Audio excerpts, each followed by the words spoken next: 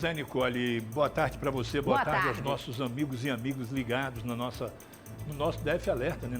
Ô, Nicole, o negócio é o seguinte, o doutor Vitor Dan, que é o delegado-chefe da Terceira DP, ele encaminhou todo o inquérito, ele foi encaminhado para a Justiça. O Ministério Público leu o que o doutor entendeu que não houve que seria o caso do roubo, né, seguido de morte. Seria o homicídio qualificado ou, então, mesmo o latrocínio. Como o criminoso, o Ailton, né, o Antônio Ailton, não levou nada da Ana Rosa, não levou nenhum pertence, ele levou bem maior dela que a vida. Mas o doutor Vitor Dan entendeu que não era um caso de latrocínio. Como o processo tinha sido enviado para a Justiça como latrocínio, e no caso do latrocínio, Nicole, é julgado pelo juiz, não tem julgamento. Os únicos crimes no Brasil que tem julgamento com júri, com corpo de jurados, é a tentativa de homicídio e o homicídio, no caso o homicídio com a qualificadora de feminicídio, que hoje é feminicídio mesmo, tá? A lei mudou, inclusive o crime de feminicídio, a pena vai até 40 anos. É a maior pena que nós temos no nosso Código Penal. Então, o Ministério Público encaminhou ao juiz da vara que analisaria o latrocínio e o juiz entendeu que realmente o crime seria um crime de feminicídio. Por quê? Não é que ele tivesse nenhum relacionamento com Ana Rosa, não tinha nada a ver. É porque Ana Rosa era uma mulher e ele matou a Ana Rosa por ela ser mulher, pela condição de mulher. Por isso, o doutor Vitor Dan entendeu que o crime seria um crime de feminicídio e a Justiça entendeu também que o crime seria um crime de feminicídio. Então, o processo retornou para o Tribunal do Júri, que vai julgar esse pilantra, que vai julgar esse criminoso, e agora ele vai responder pelo crime de feminicídio, pelo crime de tentativa de feminicídio e pelo crime de tentativa de homicídio, porque no dia anterior ele tinha tentado contra a pastora, que é a ex-mulher dele, e contra uma amiga dela. Logo no dia seguinte ele pega a Ana Rosa, mãe de família, tendo 2 filhos, casada, que trabalhava como motorista de aplicativo para poder se manter financeiramente, já que ela ajudava o marido nas despesas da casa. Ela trabalhava em órgão público até 2019, no período da pandemia. Ela perdeu o emprego e desde então ela começou a trabalhar.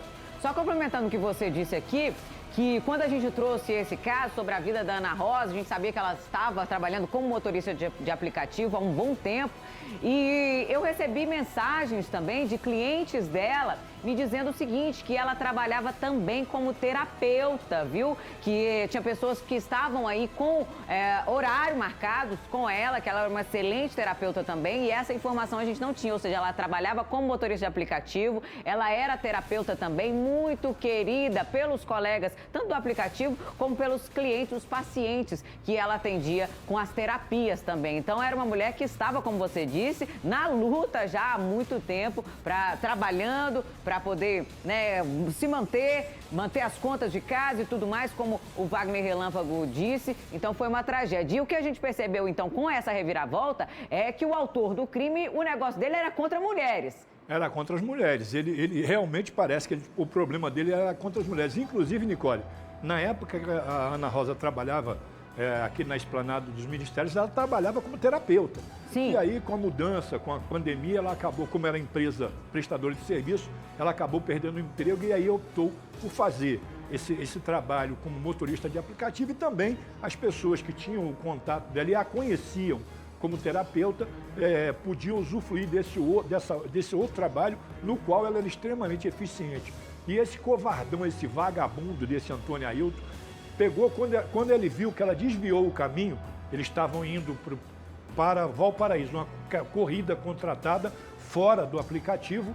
Ela percebeu que ele estava alterado, tinha um teor alcoólico, o cheiro dentro do carro, ela optou por ir para a delegacia. Ele percebeu essa situação, foi a hora que ele pegou um pedaço de nylon lá, enforcou a Ana Rosa, ela ficou semi-inconsciente, e aí ele pega a direção do carro e anda mais alguns metros, cerca de 500 metros, perde o controle do carro, sobe na calçada, e aí ela acorda. Quando ela acorda, ele começa a esfaqueá-la e sai correndo. Ela ainda consegue ligar para o marido E é uma coisa terrível, já imaginou? Você, marido de uma mulher, trabalhadora, de uma mulher, você receber a notícia, olha, eu estou morrendo, eu fui esfaqueada e estou morrendo em razão da ação desse covarde, desse criminoso, desse vagabundo, que agora está à disposição da justiça. E tomara que, se todas as penas, ele pegar a pena máxima, ele fique aí uns 70 anos atrás das grades, Nicole.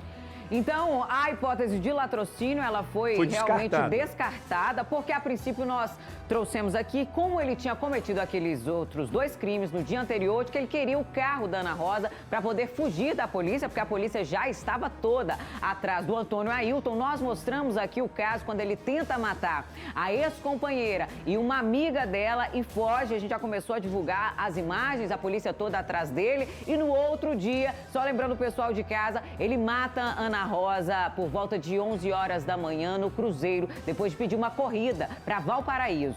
Então, como ele não levou nada, a terceira delegacia de polícia fez a reconstituição do crime, tudo o que aconteceu, o que teria acontecido dentro do carro de Ana Rosa durante esse trajeto, e ficou concluído que ela não foi vítima de um latrocínio, que a intenção dele não era levar o carro e fugir da polícia como nós suspeitamos, e sim de um feminicídio. Só esclarecendo, Relâmpago, porque quando a gente fala de feminicídio, as pessoas, mas aí ela tinha um caso com ele? Ela era parente? Por que um feminicídio? Então, gente, só explicando pra vocês, tá, o porquê que esse caso foi tratado pela delegacia de polícia como feminicídio. E isso aumenta a pena dele, né, Wagner? Ele pode ficar mais tempo preso, mais do que se realmente ele tivesse sido acusado pelo latrocínio, que é o roubo seguido de morte. Ô, Nicole, nesse caso aí, no latrocínio seriam até 30 anos, a pena máxima do latrocínio são 30 anos de cadeia. Aí a pena sobe para 40. E agora, Nicole, ele tem que ficar 50% da pena fechado. Então, se ele pegar assim, a gente reza, a gente torce para que nossa justiça dê aí para ele de presente pelo menos uns 90 anos de cadeia. Porque o latrocínio, 40 anos, a tentativa de latrocínio, vamos dizer 50%, 20, dá 60. A tentativa de homicídio mais 12, dá 72 anos. Vamos aumentar, aí tem o meio cruel, tem uma série de situações, pode chegar aos 80 anos. Se ele ficar 50% preso, ele fica 40 anos em cana para começar a progredir. E é o que tinha que acontecer já há muito tempo com os criminosos, Nicole. Lembrando bem do caso que nós mostramos hoje, hoje vamos voltar a falar, né, do Vinícius, que foi o autor daquele feminicídio na UNB. Como é que se sentem as vítimas, né? Que a gente traz que o Antônio Ailton, mesmo depois de cometer essa atrocidade, tantos crimes em sequência, chegando a tirar a vida da Ana Rosa, e só não tirou da ex-companheira e da amiga dela, porque ele não conseguiu. A companheira, inclusive, ela se fingiu de morta para que ele pudesse sair do local, e toda aquela história que a gente acompanhou. Imagina, Wagner, levando em consideração o que a gente viu ontem, que o Vinícius, depois de matar daquela forma cruel e covarde, já estava nas ruas para cometer outros crimes, como as vítimas se sentem nessa situação, sabendo disso. Essa ex-companheira que quase foi morta e também a amiga dela, né? Sabendo que daqui a pouco ele pode, daqui a pouco mesmo, porque é 9 anos.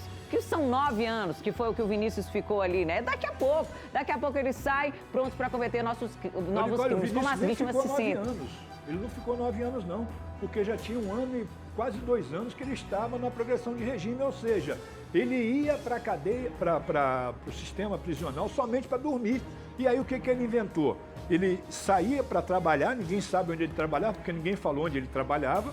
E à noite ele ia para a faculdade, que o preso tem esse direito. Sim. Ele ia para a faculdade, saia da faculdade 11h da noite e depois voltava para o sistema prisional, só não voltou na sexta-feira porque ele sabia que ia ser... Essa frase é de lascar, o preso tem esse direito e a vítima não tem, né? Que direito que tem? Não tem nem de trabalhar, como nós vimos aí da Ana Rosa.